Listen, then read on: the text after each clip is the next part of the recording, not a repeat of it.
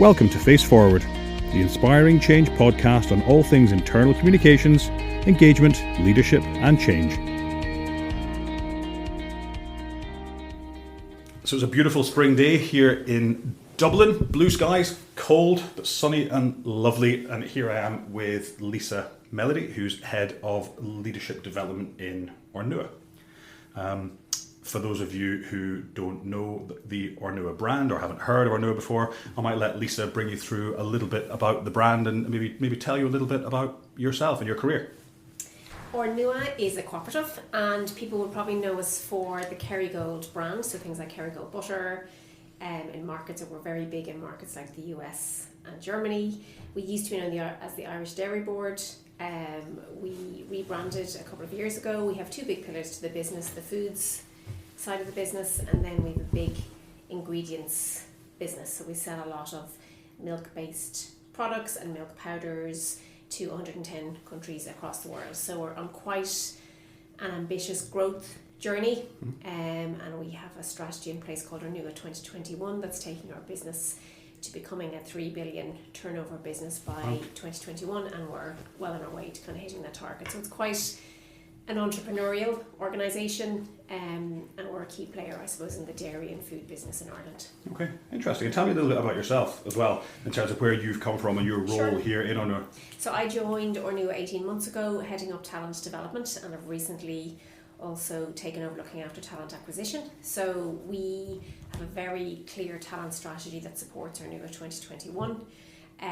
So there's lots of exciting things happening here, so it's an interesting place to be. And before I joined Ornua, I worked in HR in AIB for about 15 years in a range of roles, from looking after our corporate banking business as it grew internationally and then contracted in the tougher times, and then moving into organisation development roles in my latter years. And before that, I worked with a Canadian telecoms company called Nortel and worked in the UK and Canada with them. So HR through and through, I think, for the last, sadly, 25 years. Interesting, but a real mix of sectors. From telecoms to banking and financial services to food.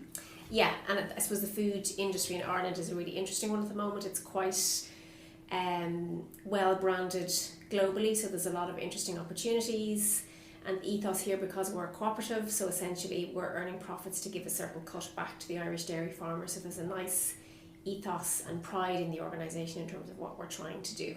There's a really nice culture in the organisation that goes with that as well. Well, as you're talking, I'm scribbling down words here because I love, I want to come back to this whole idea of being a very entrepreneurial organisation and that whole idea of ethos and pride. I'm going to come back to that in a little while, I think. Okay. At a very high level, what would you say your views are on what makes a great leader in an organisation? I think a great leader has to be authentic. I think maybe it's an obvious thing. It has to be somebody that people follow and visibly follow. I do think a little dose of charisma is probably a good thing, especially if you're in a kind of CEO level type position in an organisation.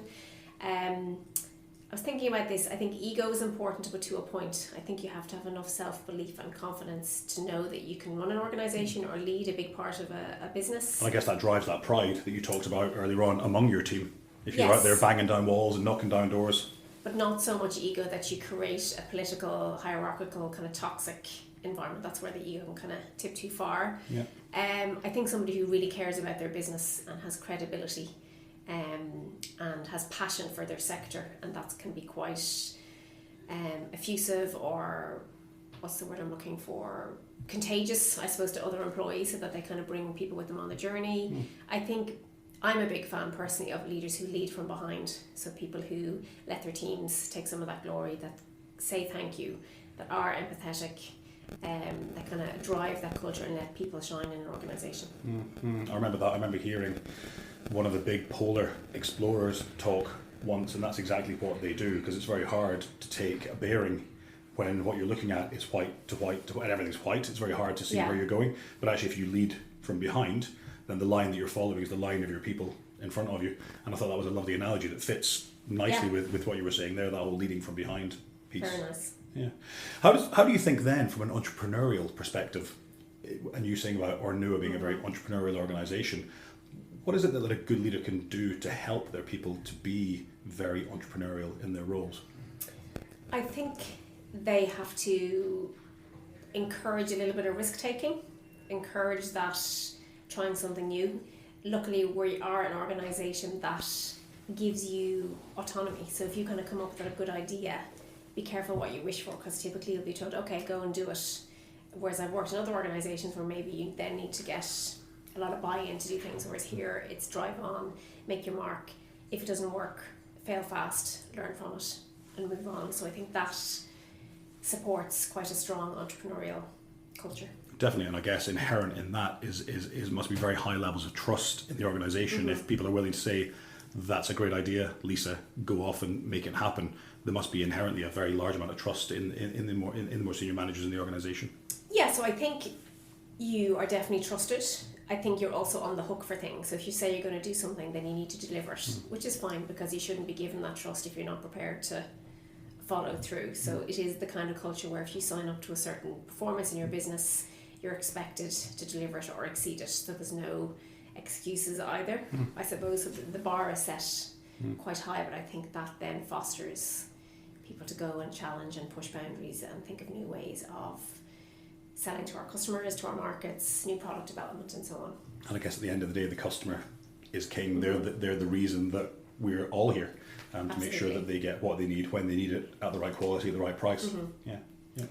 And I suppose for us as a cooperative, we have a funny dynamic, because typically our customers are often, certainly on the ingredient side, there are other businesses. So we sell a lot of product onto other businesses that they then turn into other products. So that would be like the flavourings in a bag of crisps, or absolutely. the We would flavourings say, in for ice cream. example, the topping that goes on Cocoa Pops would have Ornua dairy in it or Irish dairy in it, for example. Okay.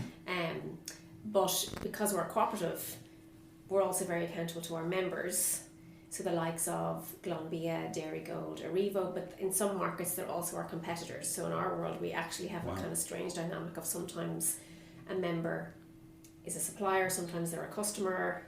So it's an interesting dynamic, but a really challenging one. I suppose, a successful in terms of we've made the business into something really great, especially over the last 7 or 8 years. Brilliant. And with a plan then in your 2021 vision and strategy to go on to make it even bigger and better. Yes. Yeah. We do have a change of CEO coming this year. So our current CEO is leaving the organisation mid-year. So it'll be interesting to see who takes up the charge.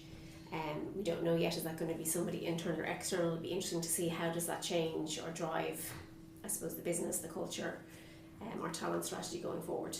Okay, interesting.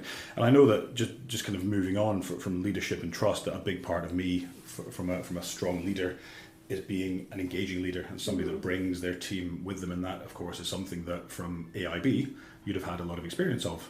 How do we bring an organisation from one that was very much in the doldrums, as many financial services organisations were, and actually many organisations, because I think everybody took a hit through that kind of worldwide financial crisis.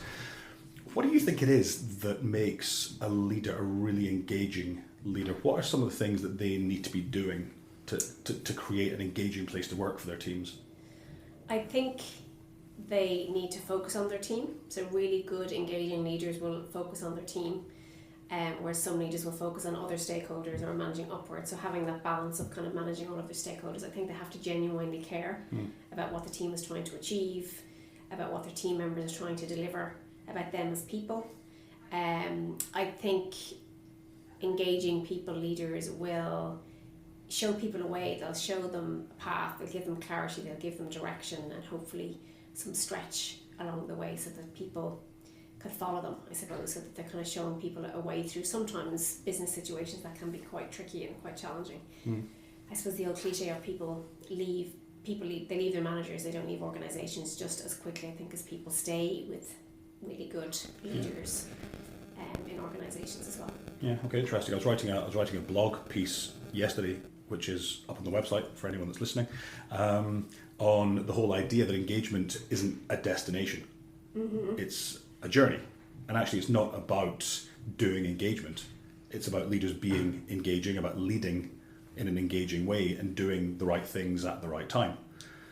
Yeah, no, I like that. I don't think you're ever there. I really like the idea that there isn't an end game, there isn't an end score that you're trying to reach. It's an ongoing journey, and I think you as a leaders have to have the confidence that they mightn't know all the answers and that they're on the journey too, so they don't have to be this perfect person for their teams. I think really great leaders will show some of that vulnerability and show a little bit of themselves, and they don't have to have all the answers. That in fact, if you have real belief in yourself as a leader, you will look to your team for some of those answers. Whereas I think at times people who are earlier in their leadership journey will feel exposed if they feel they don't have all the answers. Yeah. Whereas actually, maybe the more seasoned you get, the more you realise it's okay not to have all the answers. And actually sometimes it can even be positive to not have all the answers, because actually showing that bit of humility, showing that bit of, look, I don't have vulnerability.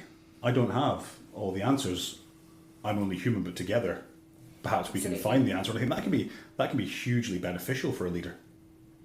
Yeah, I remember even David Duffy, who was CEO in AIB, who kind of helped turn the organisation around at a critical time, and he would have talked a lot about, I don't have all the answers, but I surround myself with people that have certain expertise and answers to support me so that we can lead this business together. Yeah.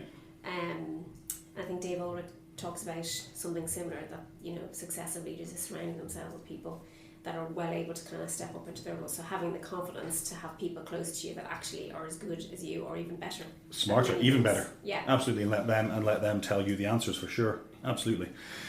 When I think about, and I spend a lot of time when I'm talking in masterclasses or writing on the blog or talking to clients about the fact that leaders for me are a conduit to staff. They're such an important. We talk about, you know, comms channels of the intranet and posters and town halls and all the other stuff that we would look after in internal communications. But actually, probably the most important channel for me is the people leader, is the line manager, because they're the person that we trust. They're the person that we see every day. They're the person that knows where we are. And with the best will in the world, David Duffy couldn't know all of the people in AIB. There were 10,500 staff.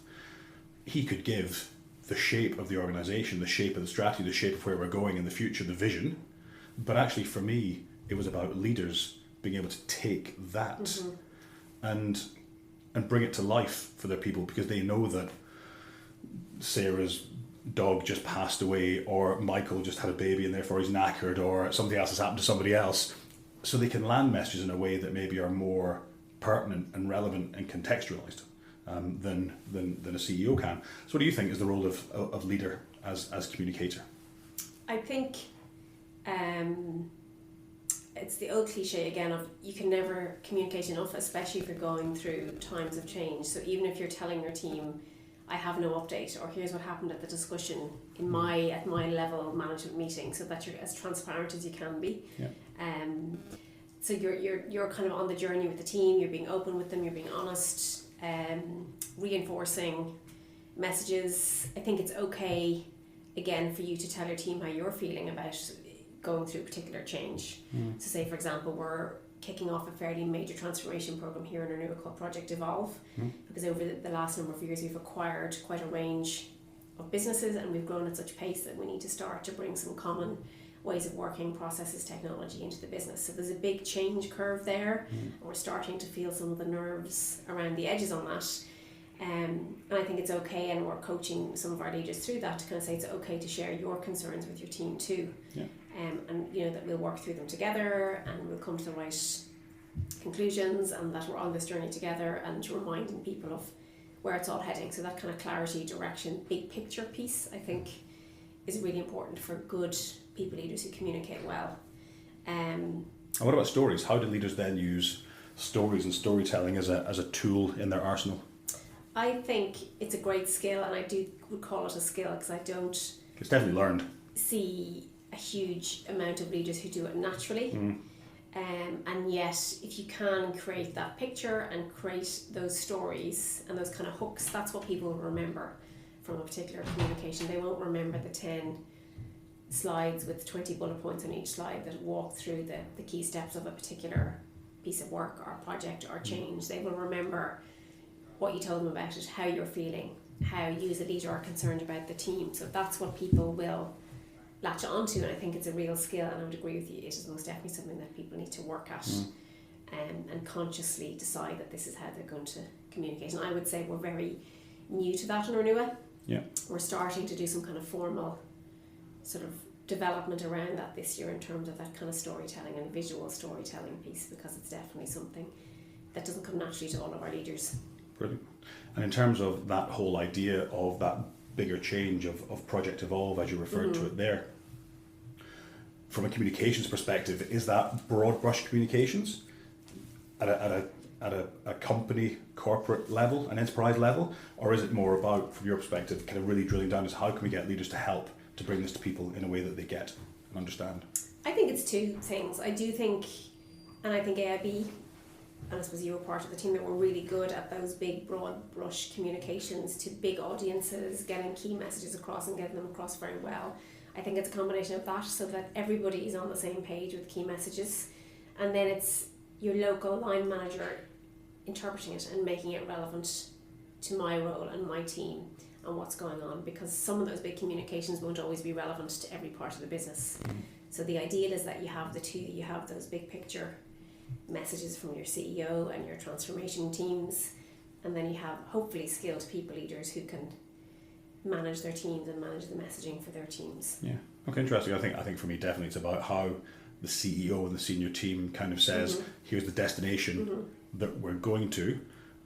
I don't know how you in a branch in Ballina, in AIB's case, or on a farm out in Meath, in Ornua's case, I don't know how you're going to do that, but hopefully there's somebody further down in the organisation that can help to show you that red thread all the way to the top of the organisation and show you how you form a really important part of us as an organisation achieving that goal and getting to that destination.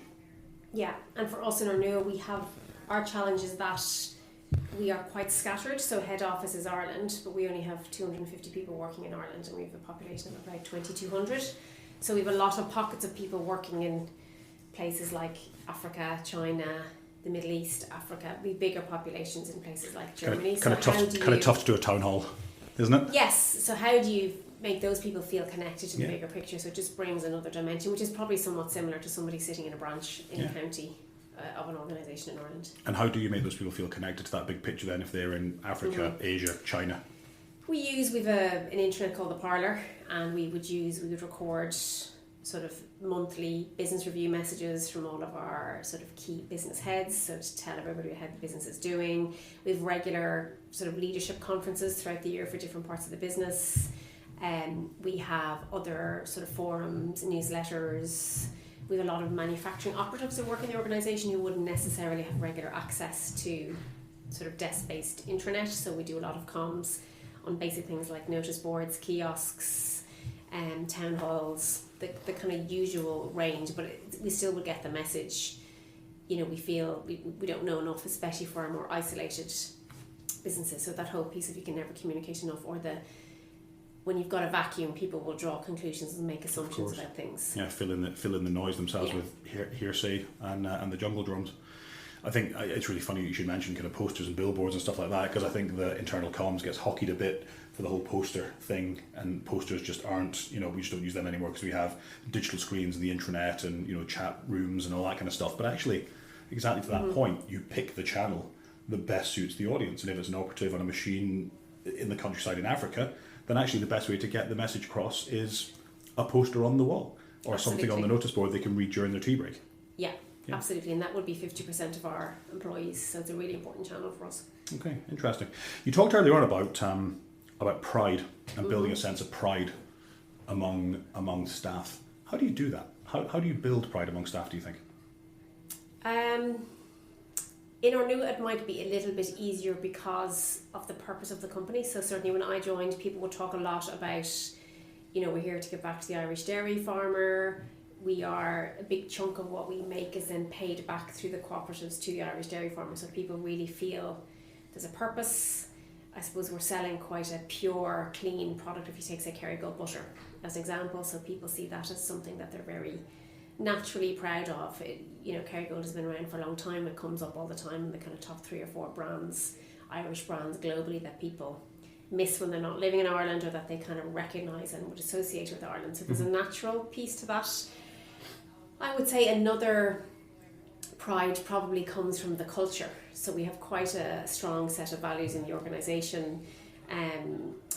With heart is one of them, and that would sound cheesy, but is actually quite true and genuine about the organisation in terms of it's quite a relationship-based organisation. It's quite non-hierarchical, quite a flat structure where everybody's voice can be heard. So I think there's something authentic about the culture when people see it at selection stage, when they come to join, they kind of see actually it didn't just sell me a crock of something, it actually has let's just say came through as genuine and authentic. We're not a perfect organisation by any means, but I think that culture piece resonates with people who fit in well, I suppose, or are attracted to coming to work at the organisation. And I think there's definitely a piece that when you're going through a big company-wide change, as you were describing earlier on, that whole piece around culture is so critically important to have that. I mean, if you have that in place already,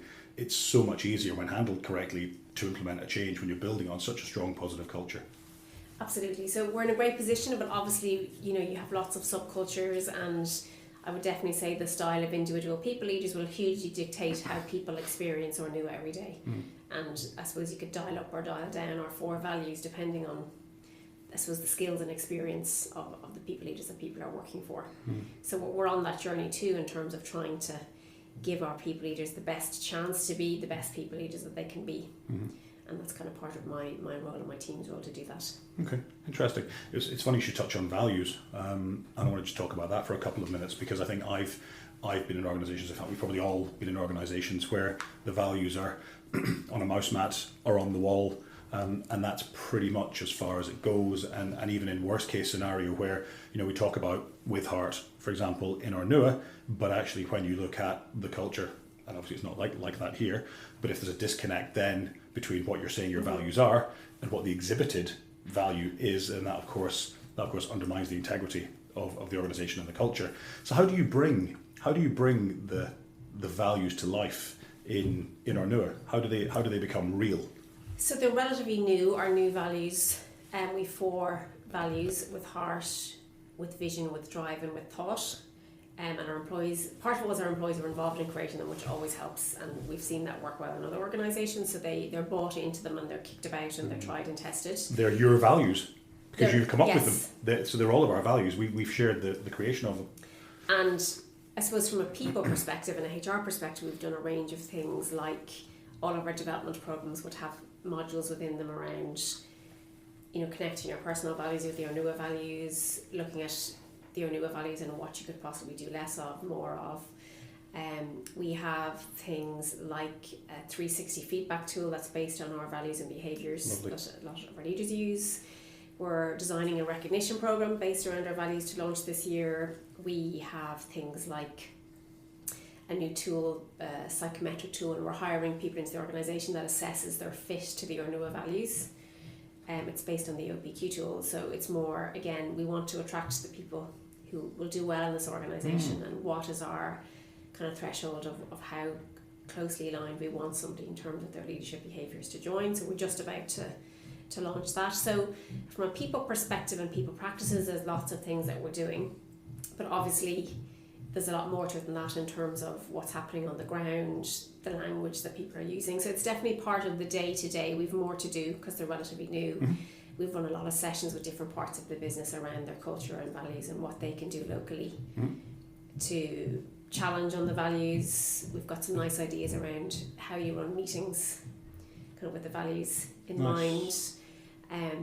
So it's the momentum there. So because we're really conscious of, we don't want it to be a mouse mat or a poster on a wall. Yeah, absolutely. Kind of consciously, we do have the mouse mats, I must admit, but we are. As long as it's not just a mouse mat. A mouse mat's fine, as long as it's not just a mouse mat.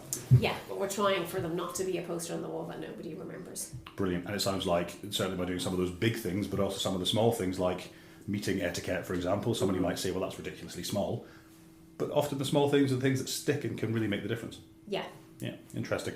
So, tell me a little bit about who your leadership role models are. Who do you look up to? I was trying to think of, well, firstly, I did my famous people. Obviously. Is Barack Obama on the list? No, he's not on the list. No Barack Obama. That's a first. Some obvious. I mean, Nelson Mandela is my sort of hero in terms of he's so forgiving that I don't know if many of us could be as forgiving and humble as he was as a leader in terms of what he went through before he went on to the roles that he had. I mean, he's kind of iconic. For me, there's probably a bit of a theme of I am drawn to leaders who have that low-key, leading from behind approach. So people like Joe Schmidt, I really admire. Aidan O'Brien, the horse trainer, I've kind of seen a few documentaries on his style in terms of how he runs. I mean, there's a serious passion and obsession there, but he definitely is quite a low-key approach to leadership. And then I was thinking of leaders, I suppose, in the real world that I've had more direct exposure to. I touched on David Duffy already. I think he came into AIB at a time when we really needed a really strong, charismatic CEO, and he certainly, I suppose, as a HR professional, he really got the importance of people in turning the organisation around, which was admirable. Here in Ornua, our current CEO has a really strong people focus, so that makes our lives in HR really easy when you're pushing an open door with a CEO and a senior team who are really open and supportive of everything that we're trying to do. And that's part of our brief in hiring his replacement, which could well be an internal candidate, we don't know yet, but having that strong people focus will be critical, and our chairman has kind of reiterated that message that it's really important that we continue on that journey. There's other leaders within the business that I would think are very strong role models. We've a lady called Roisin Hennerty who runs a big chunk of our foods business in North America, and she's been with the organisation for 30 years, joined here as a graduate, very admired, running a big chunk of P&L for the business. So I suppose seeing female leaders do well also appeals. Okay, interesting. Last but by no means least, this is a question that I ask everybody, and I'm going to put together at the end of the year a bit of a compendium of them. What one piece of leadership advice would you give your 20-year-old self? I know it wasn't that long ago. Sadly. I know it wasn't that long ago, Lisa. But what piece of advice would you give your 20-year-old self? I was thinking about this in preparation for our conversation. There's definitely a piece about it's not all about you and your career, because I think when you start out in your career, it is in your head all about you. And I'm sure back in the day I had a kind of millennial mindset. So if I knew that earlier, I might be less focused on myself.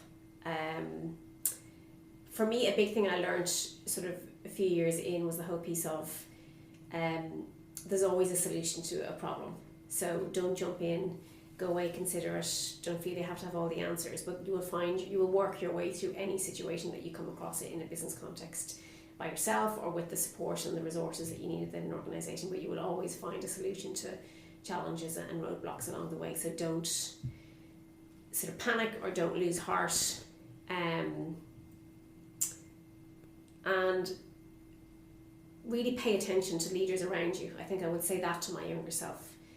I think you absorb some of it by osmosis, but consciously look at the people that are around you, that are leading, that you're working for, and learn the good and the bad from them. I think we probably all have experienced things that we have taken to use as our own from leaders that we really loved working with, and I think we've also probably learned a lot from leaders going, I will never do that when I lead a team, in terms of the experiences that we've had along the way. So just be more attentive to that earlier in your career.